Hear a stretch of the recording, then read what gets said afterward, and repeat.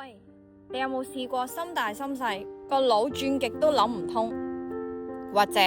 成日覺得明明好想行動，但係對住個未來好似睇唔清咁？我係海莉，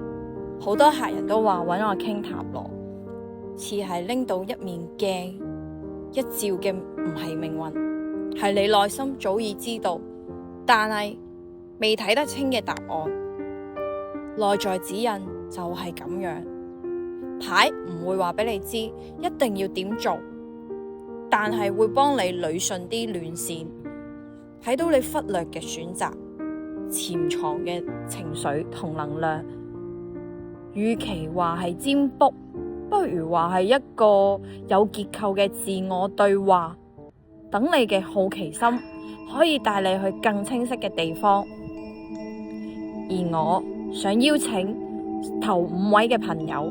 用一個好輕盈嘅能量交換222蚊嚟展開一次屬於你嘅內在指引，問一個你最近心心念念嘅問題，我哋一齊用牌嘅語言探一探路。如果你覺得，咦，好似啱我喎，唔好等啦，直接 inbox 我，講低